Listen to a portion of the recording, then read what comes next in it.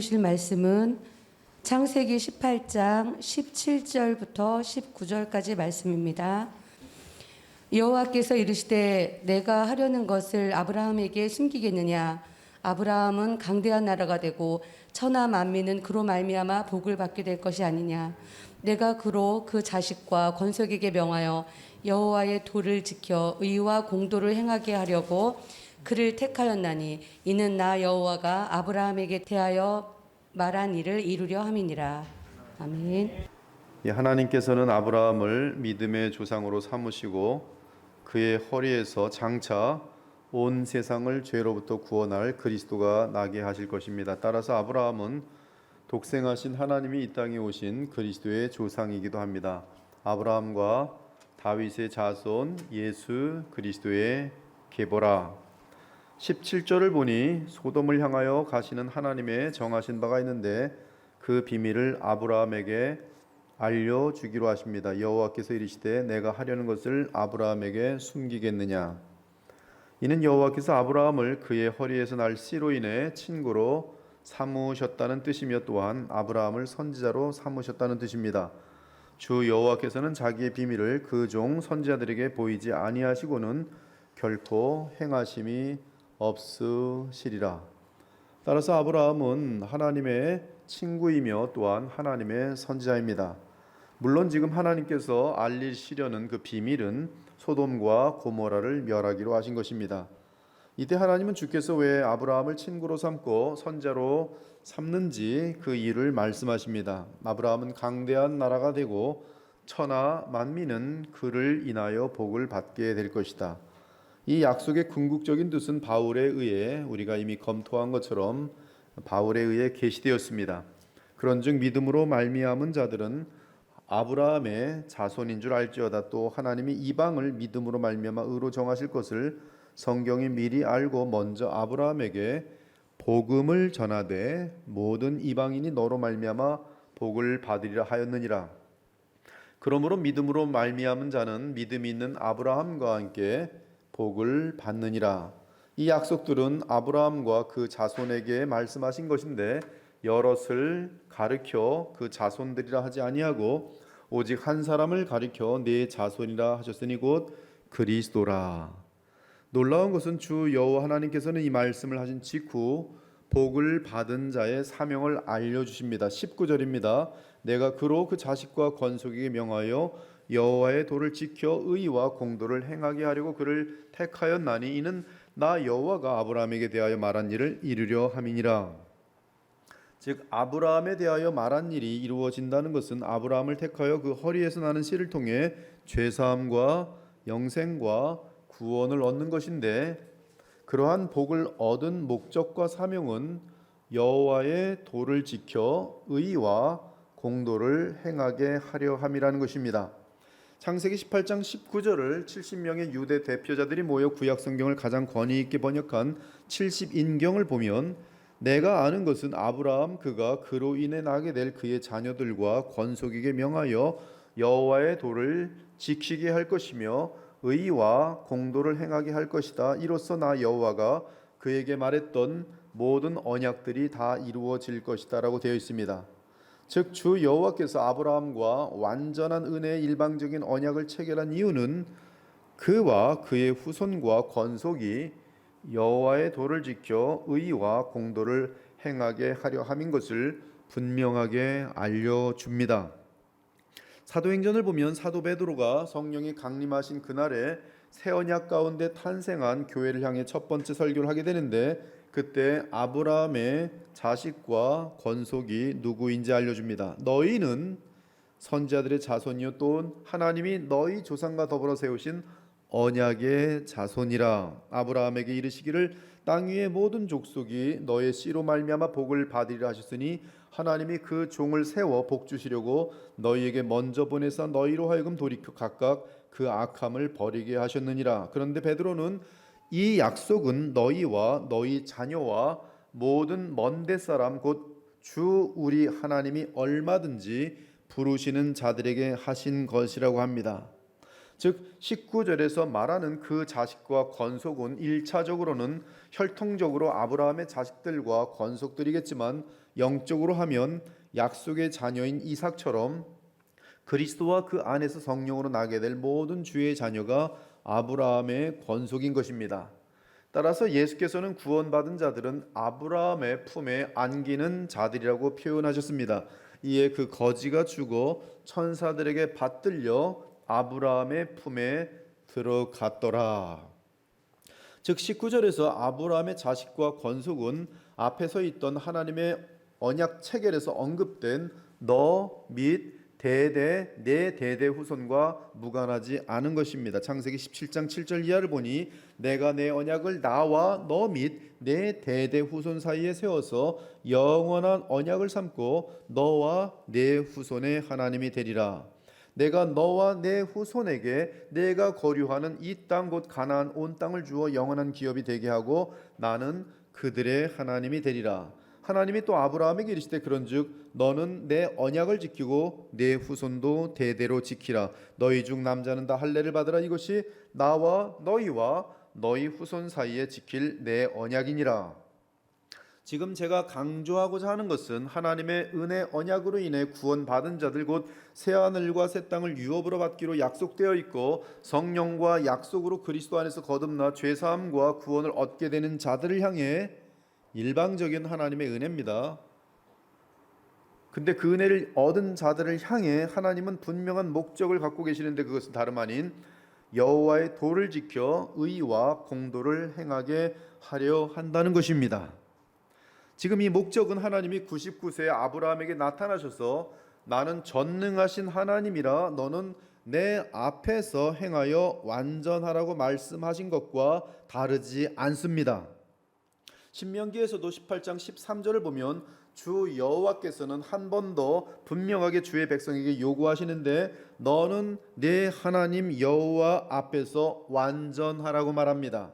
이 뜻은 결국 여호와의 도를 지켜 의와 공도를 행하는 데 있어서 온전하게 되라는 뜻과 같습니다.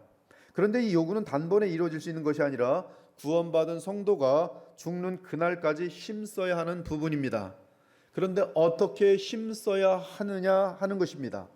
이것을 소위 성화 또는 거룩함이라고 하는데 어떻게 그 목적을 이루느냐 하는 것입니다.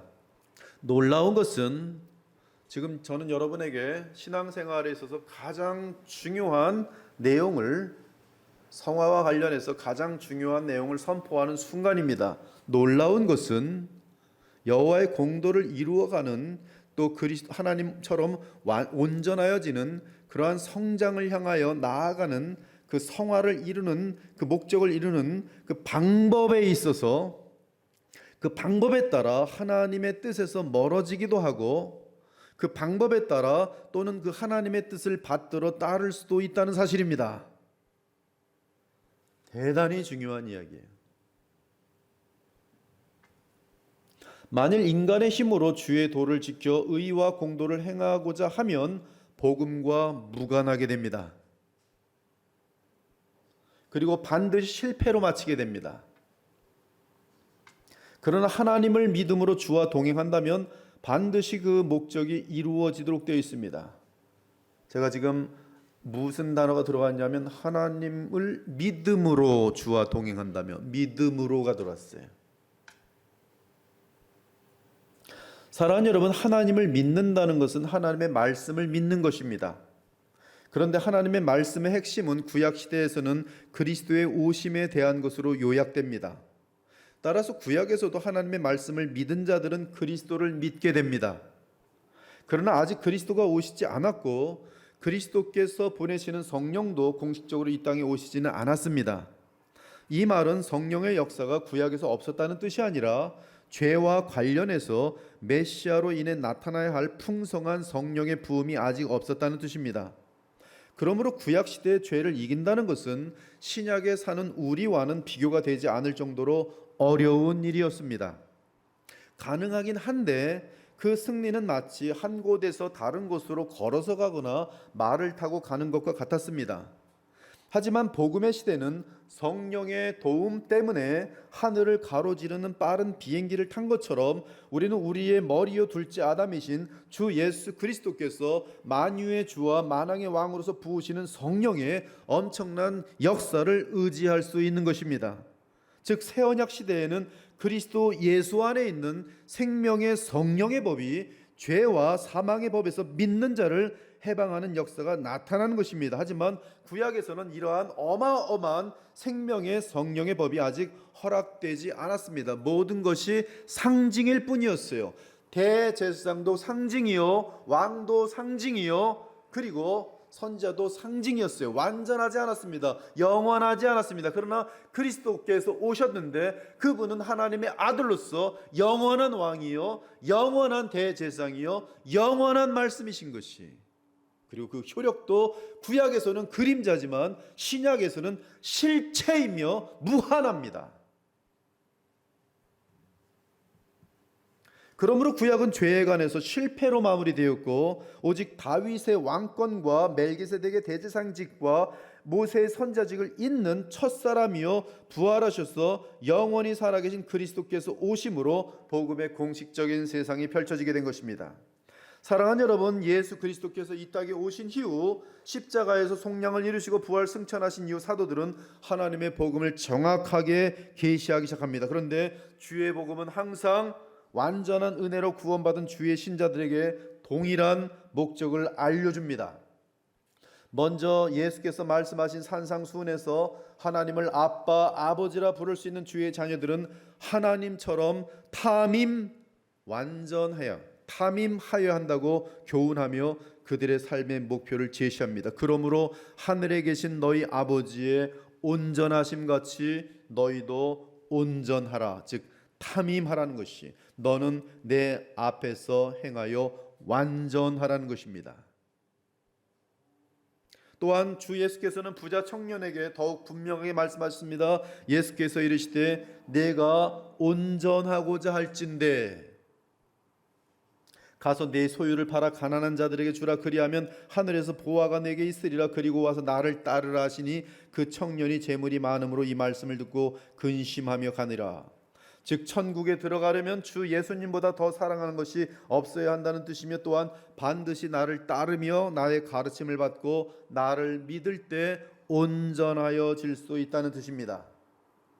이에 바울은 창세전에 하나님의 택하심과 경륜에 대해 계시로 알려주면서 그 목적이 무엇인지 말합니다. 찬송하리로다. 하나님 곧 우리 주 예수 그리스도의 아버지께서 그리스도 안에서 하늘에 속한 모든 신령한 복을 우리에게 주시되 곧 창세전에 그리스도 안에서 우리를 택하사 우리로 사랑 안에서 그 앞에, 즉 하나님 앞에 거룩하고 흠이 없게 하시려고, 정확한 목이 탐임, 온전하게 하시려고, 구약의 말로 하면 구약 17장 창세기 17장 완전하라 그 뜻이, 우리로 사랑 안에서 그 앞에서 거룩하고 흠이 없게 하시려고 그 기쁘신 뜻대로 우리를 예정하사 예수 그리스도로 말미암아 자기 아들들이 되게 하셨으니 이는 그가 사랑하신 자 안에서 우리에게 거저 주시는 바, 우리의 구원받음은 거저 주시는 바예요.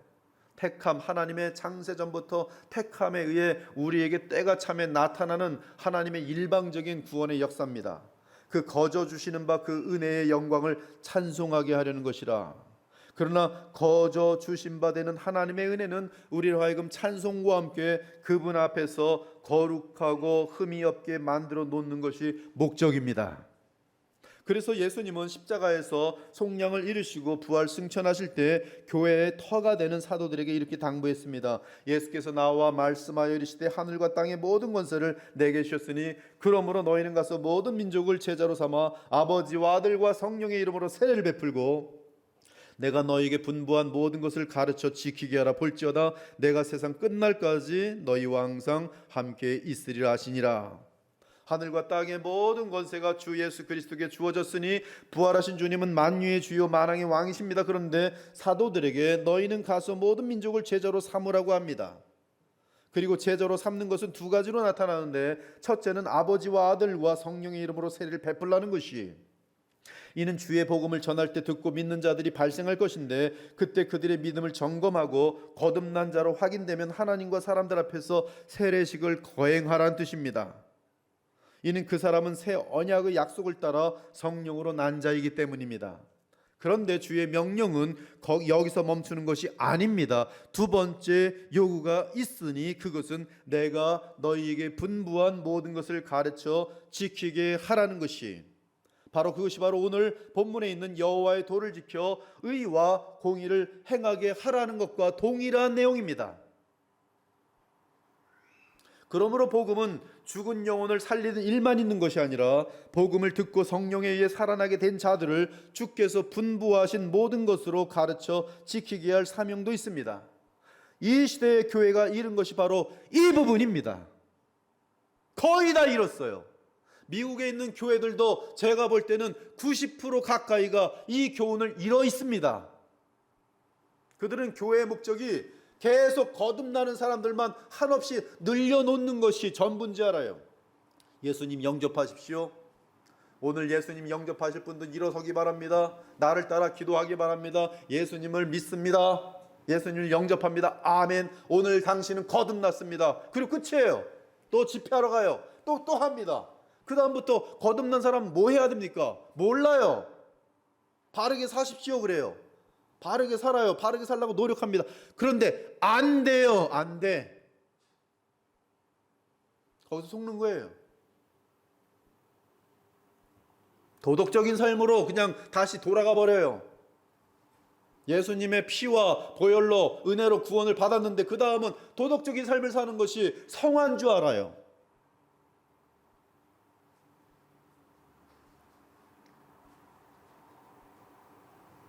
지금 이 시대의 교회가 이룬 것이 바로 이 부분입니다. 한국 교회도 제가 볼 땐 거의 복음의 이 부분에 대해서 제대로 알고 가르치는 설교자들이 들리지가 않습니다.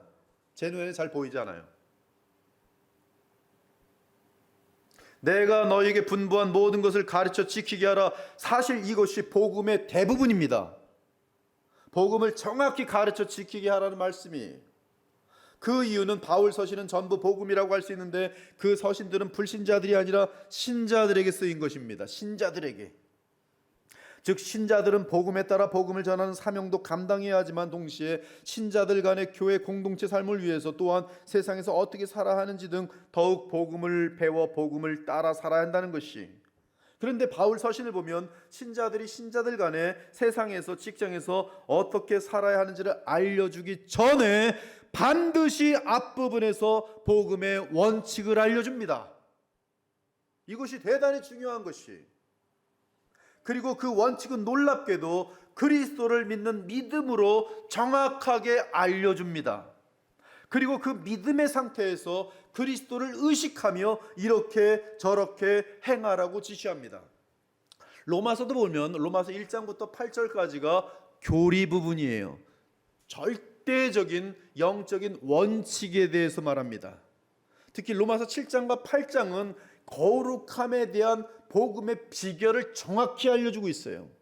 그리고 9장부터 11장까지는 하나님의 경륜입니다. 역사를 어떻게 이끌어 가실지에 대한 하나님의 경륜이 담겨 있어요. 그리고 12장은 그러므로라고 시작합니다. 그러므로라는 것은 너희들이 영적인 원칙을 알았으니, 그리고 이렇게 저렇게 행하라고 돼 있어요.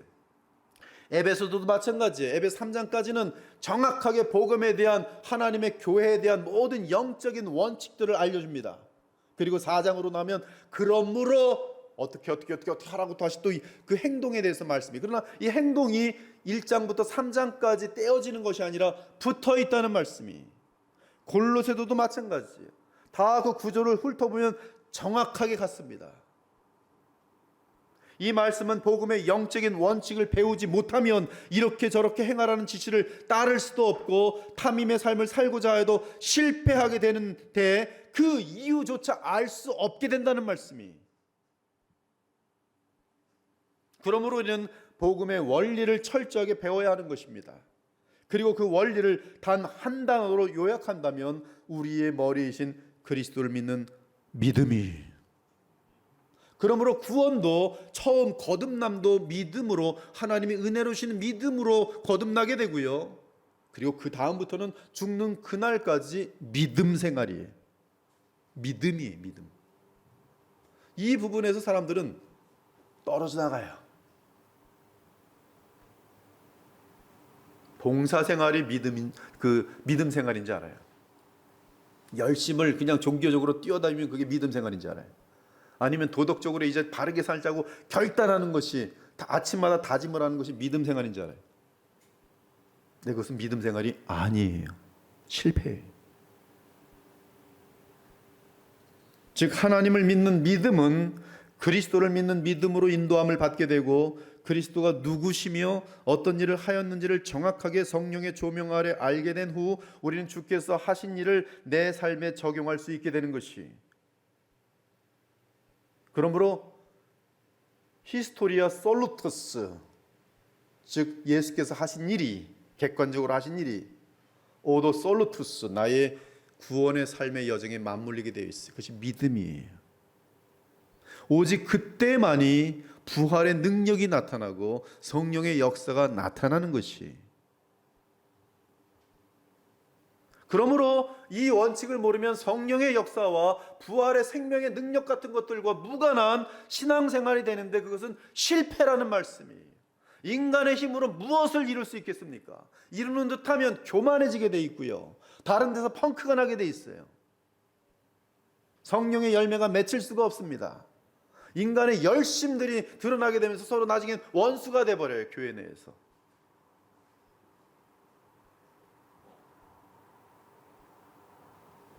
바로 이 삶의 적용은 반드시 믿음과 맞물려 있고, 이는 다른 말로 하면 성령의 인도하심을 따르게 되어 있어요. 주 예수 그리스도 그분 객관적인 사역들에 대한 정확한 깨달음을 성경을 통해서 알게 될 때, 그것을 믿을 때 성령의 역사가 나타나면서 우리를 성령에게 이끌림 받는다, 이 말씀이. 그러므로 성화는 믿음의 원리를 알지 못하면 이루어질 수 없기 때문에 주 예수께서는 요한복음 15장을 말씀하셨어요. 한번 다 같이 15장을 보세요. 요한복음 15장.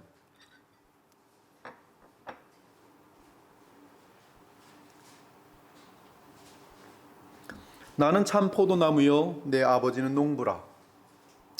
무릇 내게 붙어있어 열매를 맺지 아니하는 가지는 아버지께서 그것을 제거해 버리시고, 무릇 열매를 맺는 가지는 더 열매를 맺게 하려 하여 그것을 깨끗하게 하시느니라.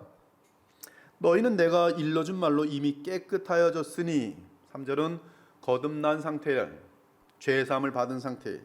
4절 내 안에 거하라. 성도들아, 은혜로 구원받은 자들아, 내 안에 거하라. 나도 너희 안에 거하리라. 가지가 포도나무에 붙어있지 아니하면 스스로 열매를 맺을 수 없음같이 너희도 내 안에 있지 아니하면 열매를 맺을 수 없으리라.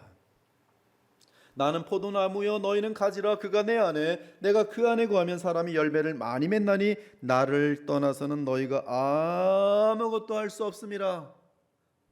완벽한 원칙이죠. 이 부분을 놓치면 끝나는 거예요. 대단히 중요한 내용이에요. 이게 신앙생활이에요. 나를 떠나서는 너희가 아무것도 할 수 없습니다. 또한 바울 사도가 말한 결혼에 대해서도 에베소 5장을 다 같이 펴도 되는데요, 마찬가지예요. 거기서 결혼에 대한 얘기를 합니다. 근데 이 결혼도 중요한 믿음의 교훈을 얻게 만들어요. 21절부터, 에베소 5장 21절부터 보면, 그리스도를 경외함으로 피차 복종하라. 아내들이여 자기 남편의 복종회를 주게 하듯 하라. 이는 남편이 아내의 머리됨이, 벌써 표현 자체가 확 바뀝니다. 머리가 됐다, 이게 연결되어 있다는 뜻이거든요. 그리스도께서 교회의 머리됨과 같음이니 그가 바로 몸의 구주시니라. 그러므로 교회가 그리스도에게 하듯 아내들도 범사에 자기 남편에게 복종할지니라. 남편들아 아내 사랑하길 그리스도께서 교회를 사랑하시고 그 교회를 위하여 자신을 주신같이 하라. 26절 예수 그리스도와 언약관계, 즉 결혼관계를 맺은 것은 이는 곧 물로 씻어 말씀으로 깨끗하게 하사 거룩하게 하시고, 진행형이에요. 계속 거룩하여지는 것이에요. 성화되어지는 것입니다. 그리스도를 닮아가는 것입니다. 마침내 자기 앞에 영광스러운 교회로 세우사 티나 주름 잡힌 것이나 이런 것들이 없이 거룩하고 흠이 없게 하려 하십니다. 분명한 바로 세례 언약, 새 언약 속에 들어온 자들에 대하여 그 목표가 정확합니다. 그렇죠? 정확해요. 자기 앞에 영광스러운 교회를 세우사 티나 주름 잡힌 것이나 이런 것들이 없이 거룩하고 흠이 없게 하려 하심이라. 30절에 보니까 우리는 그 몸의 지체임이라. 32절에 이 비밀이 크도다 나는 그리스도와 교회에 대하여 말하노라. 그리스도께서 나의 머리가 된다는 사실을 영적으로 나의 머리인데요, 이것은 영적으로 아니면 보이지가 않는데요, 이 사실을 믿고 있어야 돼요. 항상 그리스도께서 내 머리라는 사실은 그것이 가장 중요한 지금 이 에베소 5장의 핵심이에요.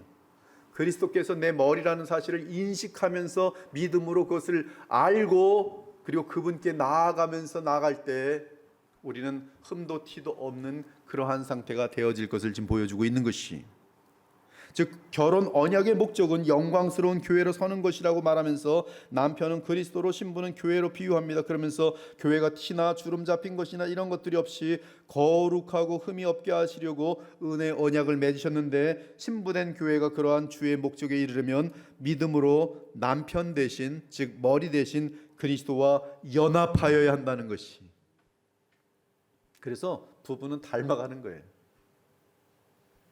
부부는 닮아가는 거예요. 근데 우리의 남편은 그리스도인이 그리스도를 닮아가는 것이, 믿음으로 사랑하면서 연합함으로. 바로 이러한 믿음 가운데 그리스도의 말씀에 순종하는 능력을 부여받게 될 것이기 때문에 신자는 그 믿음 안에서 주의 말씀을 순종할 수 있게 된다, 이 말씀이. 근데 이 부분이 없으면 주의 말씀을 순종하려고 하는데 안 되는 거예요. 이 부분이 없으니까. 이게 지금 힘을 받는 부분인데, 성령의 능력을 얻는 부분인데, 그리스도를 믿을 때. 근데 이 부분을 성경은 가르치고 있는데 이 부분을 인간들은 그냥 금방 잊어먹어요. 별 관심이 없습니다. 그리고 이거 내가 해봐야지. 나 안 되는 거예요. 절대 안 됩니다.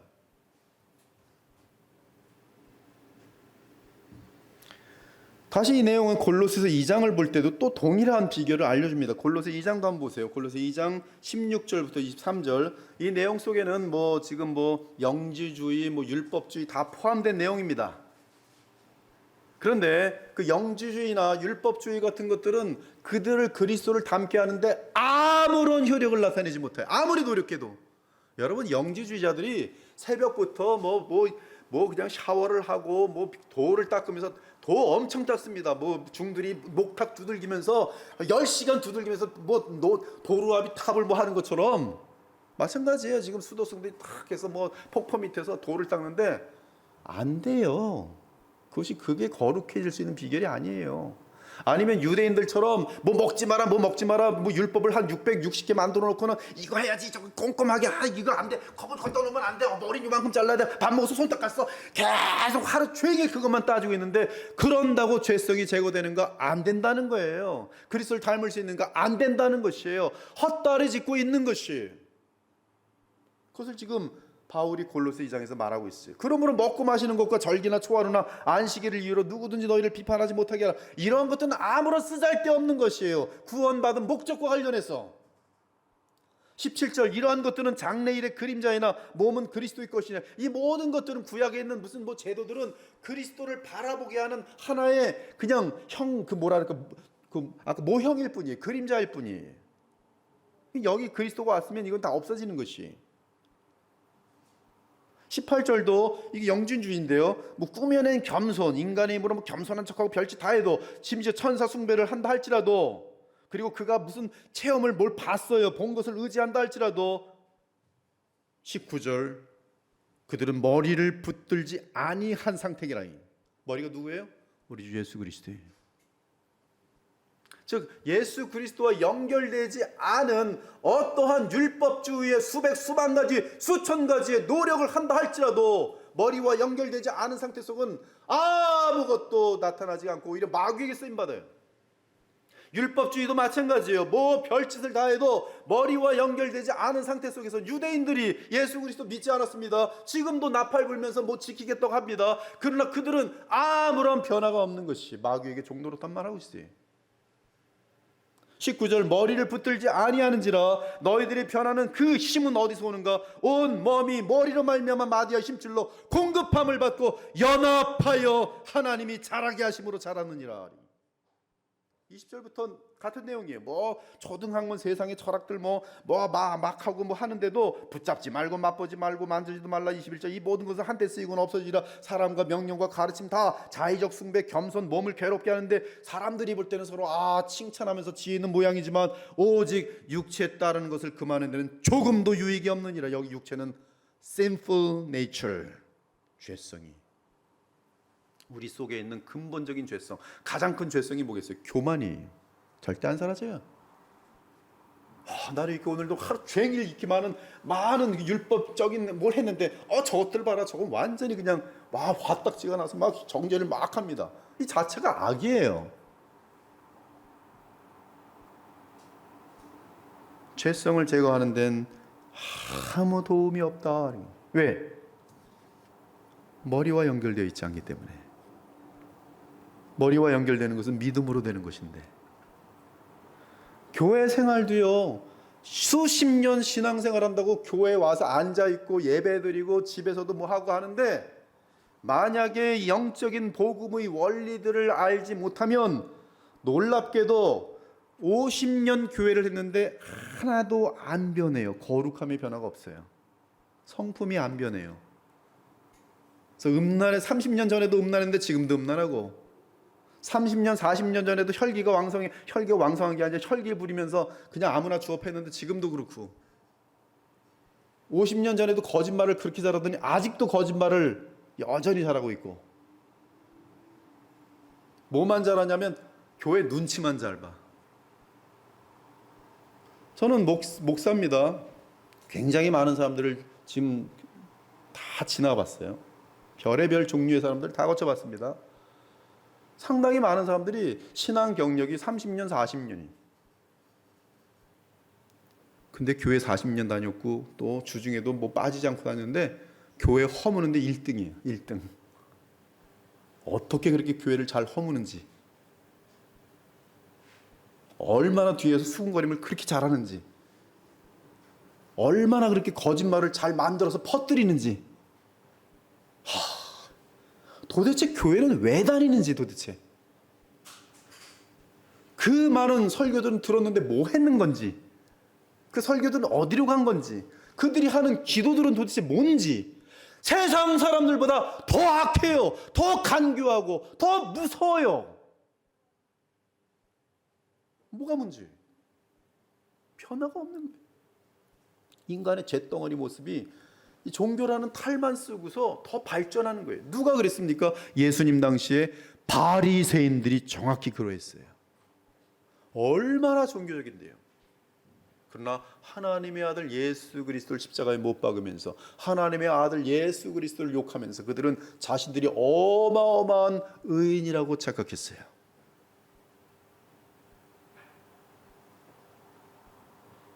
왜 그러합니까? 믿음으로 그리스도와 연결되지 않았기 때문에 그래요. 동일한 개념으로 그리스도를 닮아 장성한 분량에 이르는 것 역시 오직 그리스도를 알아가며 믿으며 사랑하는 것이 해답입니다. 에베소 4장 13절 이하를 또 보세요. 조금 더 변함이 없습니다. 분명합니다. 우리가 다 하나님의 아들을 믿는 것과 아는 일에 하나가 되어, 믿는 것과 아는 일에 하나가 돼야 돼요. 그것이 전제예요. 믿는 것과 아는 일에 하나가 되어 오라고 돼 있어요. 온전한 사람을 이루어. 즉 믿는 것과 아는 일에 하나가 될 때만이 온전한 사람으로 되어지고요. 온전한 사람이 어디까지 자라나요? 그리스도의 장성한 분량에 충만한 데까지 이르리니, 그리스도의 장성한 분량이 충만한 데까지 이르는 그 비결이 뭐예요? 하나님의 아들을 믿는 것과 아는 일이.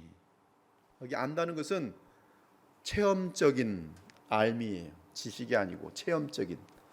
하나님 말씀을 지켜보았더니, 주님의 말씀대로 그분과 인격적인 교류 관계 속에서 해봤더니, 믿음 가운데서 그렇게 해봤더니, 그분을 믿고 원수를 위해서 기도해봤더니, 이런 것들이 다 그랬더니 정확하게 하나님께서 역사하시는 것들을 보면서 믿음이 깊어가면서 예수 그리스도를 알아가는 것이.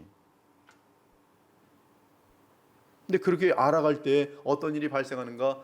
예수 그리스도를 닮아간다, 이 말씀이. 믿고 그리스도를 경험적으로 알아가는 거예요. 그래서 그렇게 성장할 때 이는 우리가 이제부터 어린아이가 되지 아니하여 사람의 속임수와 간사한 유혹에 빠져 온갖 교훈의 풍조에 밀려 요동하지 않게 하려 함이라. 15절 오직 사랑 안에서 참된 것을 하여 범사의 모든 일 가운데에서 그에게 잘할지라. 그는 머리니 곧 그리스도라. 그리스도와 연결된 가운데서 모든 사건들 모든 일들을 대할 때에 그는 자라난다. 16절은 더 분명하게 말합니다. 그에게서 온몸이 각 마디를 통하여 도움을 받음으로 연결되고 결합되어 각 지체의 분량대로 역사하여 그 몸을 자라게 하여 사랑 안에서 스스로 세우느니라. 그러므로 우리가 이러한 영적인 원칙들을 정확히 배우고 그리고 믿고 하나님 그리스도와 인격적인 관계를 맺어가야 돼요. 인격적인 관계. 그리스도는 나와 동일한 사람입니다. 그리스도는 사람이신 그리스도예요. 왕, 제사장, 선자예요. 그러니까 그리스도를 안다는 것은 사람 그리스도를 알아가는 거예요. 물론 독생하신 하나님께서 사람이 되신 하나님의 아들입니다. 그러나 지금 나를 위한 직분은 인성 부분에 있어요. 그래서 우리는 그리스도를 알아야 돼요. 나를 위한 왕이고 나를 위한 대제사장이고 나를 위한 선지자이기 때문에 그분을 아는 만큼 우리는 그분을 닮도록 되어 있어요. 심지어 고난과 연약함의 상황 역시 우리가 그리스도를 닮아 온전해지는 데 도움이 될 뿐입니다. 어떻게 되면 내가 그리스도와 연합되어 있으면, 여러분 믿음으로 그리스도와 연합되어 있으면 여러분에게 발생되는 모든 악한 일들까지도 너무나 엄청난 역사 가운데 여러분들이 그리스도를 닮도록 돼 있어요. 요셉의 경우 보세요. 얼마나 악한 일들을 당합니까? 형제들에게. 그러나 하나님께서 그와 함께 하셔서 그의 성품을 온전하게 하실 뿐만 아니라 세상을 구원하는 데 총리로 사용하셔서 모든 것을 악을 선으로 갚도록 하시는 그리스도의 표상이 되도록 하세요. 완벽합니다. 완벽해요. 요셉이 그 고난 가운데 얼마나 자기의 삶을 돌아보았으며 얼마나 주님을 붙들었겠습니까?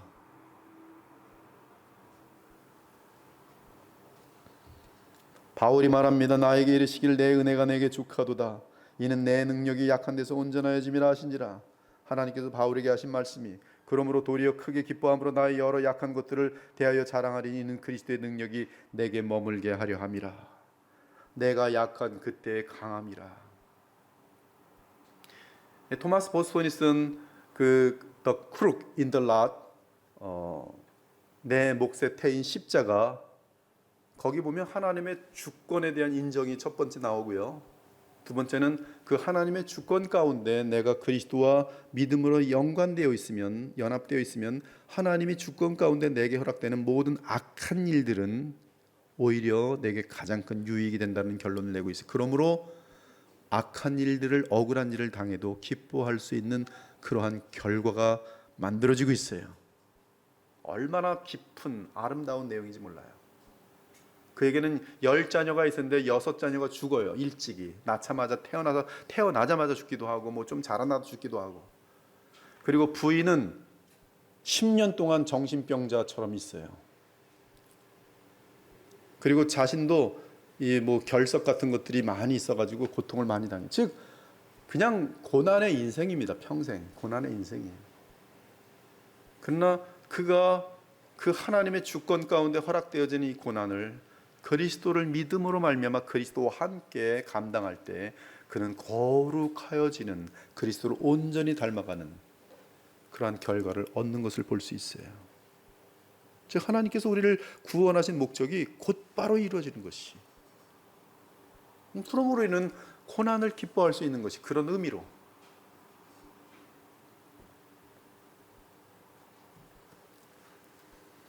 자, 다 같이 마지막 요한복음 6장 47절에서 58절 볼게요. 47절 요한복음.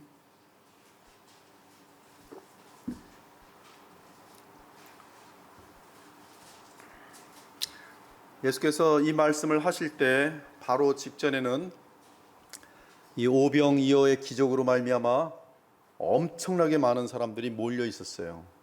뭐 그때 장정만 5천 먹고 뭐 아이들까지 다 하면 뭐 2만 명, 뭐 2만 5천, 3만 명까지도 모여 있을 수 있을 텐데요. 근데 주께서 그 모여 있는 사람들에게 방금 전에 떡을 먹은 사람들입니다. 근데 복음을 전해요. 그 복음이 이 47절부터 58절 내용이에요. 그랬더니 다 떠나요. 지금도 교회들 보면은 떡 많이 주네. 그러니까 이 떡은 지금 하늘 떡이 아니라 이 땅에 떡 많이 주네. 예수님 믿기만 하면 오늘도 뭐 여러분 잘 됩니다. 뭐 직장 보장됩니다. 뭐 이거 하면 사람들 막 뭐예요. 병 낫고 싶은 사람들 오십시오. 뭐 예수께서 떡만 주면 경제 메시아잖아요. 경제 메시아. 또 이들이 원하는 건 뭐예요? 정치 메시아. 자기네 나라를 유대 민족을 세상의 최고의 나라로 만들어 로마 제국을 다 그냥 하늘에 불로 다 태워버리고 유대의 나라가 세상 제국이 되는 것, 그렇게 믿고 있었는데 예수님이 경제 메시아 또 정치 메시아인 줄 알았더니 십자가에 죽으시는 거예요. 그래서 다 도망가 버리는 거예요. 근데 여기서도 지금 요한복음 6장 사건에서도 야 이분 보니까 그냥 뭐 먹을 거 다 그냥 공짜로 주시네, 거저 주시네. 그래서 그들이 뭐예요? 예수님을 임금 삼으려고 막 하는데 예수께서는 피해 다니세요. 근데 여기서도 보면은 지금 그렇게 수만 명이 있는 가운데 갑자기 복음을 전하시는데 다 도망가요. 근데 그 복음의 내용이 뭐냐 이거예요. 진실로 진실로 너에게로 이 47절 믿는 자, 믿는 자. 제일 중요해. 믿는 자. 믿는 자는 영생을 가졌나니 내가 곧 생명의 떡이니라. 50절 이는 하늘에서 내려오는 떡이니 사람으로 하여금 먹고 죽지 아니하게 하는 것이라. 사람들 이거 관심 없습니다. 영원히 살 것이다. 영생 관심 없어요. 영생은 오늘 빵 줍니까? 아니 오늘 빵은 아닌데. 나 필요 없어요. 영생 이거 뭐 필요 없어요. 오늘 빵 주세요. 지금 세상 사람들이 그래요. 지옥 천국 가봐야 알죠. 나 지옥 천국 듣고 싶지 않아요. 오늘 건강 주세요? 아니 그냥 천국 들어가게 하는데 그럼 나 관심 없어요. 51절 나는 하늘에서 내려온 살아있는 떡이니 사람이 이 떡을 먹으면 영생하리라. 53절 내가 진실로 진실로 너에게 이르노니 인자의 살을 먹지 아니하고 인자의 피를 마시지 않으면 너희 속에 생명이 없느니라. 55절 내 살은 참된 양식이요 내 피는 참된 음료로다. 56절 내 살을 먹고 내 피를 마시는 자는 내 안에 거하고 나도 그의 안에 거하나니 살아계신 아버지께서 나를 보내시며 내가 아버지로 말미암아 사는 것 같이 나를 먹는 그 사람도 나로 말미암아 살리라. 지금 예수 그리스도를 믿고 그분의 말씀에 따라 그리스도를 믿는 상태에서 움직이는 것 그 자체가 하늘의 떡과 생수를 먹고 마시는 것인데, 하늘의 떡과 생수를 먹고 마실 때 하늘의 생명과 힘을 얻으면서 거룩한 삶을 살 수 있고, 그리고 하늘의 떡과 생수를 마실 때 거룩한 삶을 진행함과 더불어서 우리는 그리스도의 형상을 닮을 수 있다는 말씀이에요. 지금 이 내용이. 그러니까 이 내용 뭐냐면 믿음이에요. 주의 몸을 먹고 주의 피를 마시는 행위는 믿음으로 주를 의지하는 것을 뜻합니다. 물론 성찬 예식과 맞물려 있어요. 하지만 성찬 예식은 보이는 복음이고 주의 말씀을 듣고 믿는 것은 보이지 않는 복음입니다. 그러므로 주의 복음을 믿고 순종할 때 우리는 그리스도와 연합하게 되면서 하늘의 생명의 떡과 생명의 생수를 마시게 되면서 그리스도의 장성한 분량까지 무럭무럭 자라나게 되는 것이고, 또한 동시에 활력 있는 신자의 삶을 살 수 있게 되는 것이에요. 그러므로 지금 온전하여지는 그 핵심은 그리스도와의 연합이, 그것이 지금 답이에요. 그러므로 말씀 사역자는 이러한 뚜렷한 목적을 받들고 복음을 전해야 합니다. 복음을 들어보면 근데 이러한 내용들이 안 들어있어요. 그러니까 그들은 이 공급받을 수 있는 건 말씀 사역자를 통한 복음의 메시지인데 이러한 내용들이 없으니까 이렇게 살고는 싶은데 안 되는 거예요. 원칙을 모르니까. 말씀 사역자 자체가 그런 삶이 안 되니까 점점 갭이 커지는 것이죠. 사람들의 추앙은 깊어가는데 자기는 그렇게 살지 못하고 그럼 위선자가 되고 모순이 많이 되거든요. 그럼 그때 나중에 자기가 살던 삶이 혹시 들통이라도 날 것 같으면 그때 취하는 것이 자살이에요. 능력입니다. 지금 이 말씀대로 살 수 있는 것은 능력이에요. 그것은 그리스도의 살과 피를 먹는 것 외에는, 즉 그리스도를 믿으며 영적으로 성령 안에서 인격적인 연합으로 함께 하는 것 외에는 다른 방법이 없어요. 거룩한 능력, 하나님의 전능하신 능력이 나의 삶 가운데, 나의 성품 가운데 이루어지게 하는 것은 그리스도를 믿는 그 믿음 외에 오늘도 다른 방법이 없다는 말씀이, 이것이 바로 복음의 능력이며 복음 그 자체예요. 이 부분이 지금 빠져 있어요.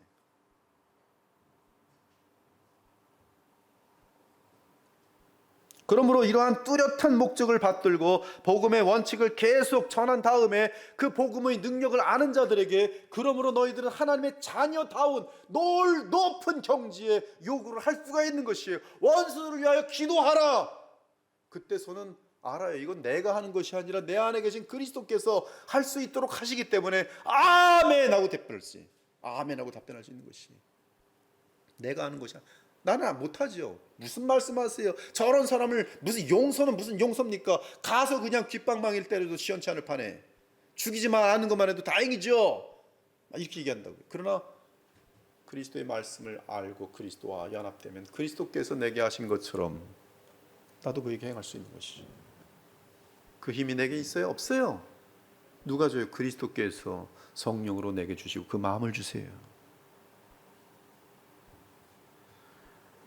그러므로 복음 전하는 것이 얼마나 소중합니까? 누가 전하느냐에 따라, 정말 바르게 알고 전하느냐 그렇지 못하느냐에 따라 하늘과 땅처럼 나중에 달라지는 것이에요. 한쪽은 인간들의 힘으로 노력하고 있는 거고 10년, 20년, 30년, 40년 그것만 하는 거예요. 삽질만. 그러나 한쪽은 그리스도를 바라보면서 그리스도께서 주시는 그 은혜를 받아서 살기 시작하는 것이에요. 그 결과는 어마어마하게 달라요. 정말로 한쪽은 그리스도를 닮은 공동체가 만들어지고 세상의 빛과 소금의 역할을 능히 감당하는 그러한 교회가 만들어지면, 한쪽은 종교짓, 종교놀이, 다들 바리새인들 돼갖고 쇼! 겉으로는 그럴듯한데 뒤에 가면 아무것도 없는 거예요. 속임수, 거짓, 모든 죄악들을 다 숨겨놓고 있는 것이, 들통만 나지 않았을 뿐이 서로 기가 막히게 서로 속이고 있는 것이. 그러나 누가 아는가? 자녀들이 알아요. 위선자들. 그래서 그 자녀들이 믿음을 버리는 것이, 능력이 없으니까. 다 같이 빌립보서 2장 15절 16절 보세요. 이는 너희가 흠이 없고 순전하여 어그러지고 거스르는 세대 가운데서 하나님의 흠없는 자녀로 세상에서 그들 가운데 빛들로 나타내며 생명의 말씀을 밝혀 나의 다름질이 헛되지 아니하고 수고도 헛되지 아니하므로. 지금 바울이 무슨 얘기를 하고 있는지 아세요? 너희들이 흠이 없는 자녀가 되고 세상에서 그들 가운데 빛들로 나타나야지만이 내가 그동안 수고한 모든 수고가 헛되지 않게 된다. 바울이 뭘 갖고 있어요? 정확한 목적을 갖고 있어요. 그렇죠? 그리고 그렇게 돼야지만이 내가 수고한 이 복음의 사역이 헛되지 않다. 너무너무 엄청난 거예요. 그리스도의 날에 내가 자랑할 것이 있게 하려 함이라. 주님, 제가 주님의 말씀 복음을 정확하게 주님 원하시는 대로 증거했습니다. 성령의 역사를 위해 기도했습니다. 저들이 정확하게 하나님의 능력으로 저렇게 변화되었습니다. 흠이 없는 사람들이 되었습니다. 그들의 노력이나 의지력이 아니라 주의 은혜였습니다. 그 은혜가 그들에게 임하는 길을, 복음을 알려주었습니다. 그들은 적응했습니다. 저렇게 변화했습니다. 착하고 충성된 종아, 내가 복음을 섞지 않고 하나님의 복음, 내 복음을 그대로 신실하게 증언하였도다. 하나님이 자라나게 하심으로 자라느니라. 그것이 저의 소망이에요. 저는 진심으로 고백하는데 제 말의 힘 가지고 한 사람도 변화 못 시켜요. 그냥 교만한 사람 한두 만들어내든지 또 그냥 약삭 빠른 사람 하나 만들어낼 수 있을지 몰라도 그리스도를 닮아가는 사람 한 사람 만들어내지 못해요. 그 그리스도를 진정으로 닮아가는 단 한 사람을 만들어내는 것은 무릎 꿇고 겸손하게 복음 그대로 신실하게 아무것도 바라보지 말고 이것만이 나의 목회자로서의 목적으로 삼고 그것만 이루어지면 내게 영광인 줄 알고 그냥 신실하게 오늘도 내일도 모레도 동일한 내용을 전하는 것이, 그때 성령께서 역사하실 때 그 결과가 나타나는 것이. 이제 마지막 한 구절 보고 마치겠습니다. 골로새 1장 9절부터 12절이에요.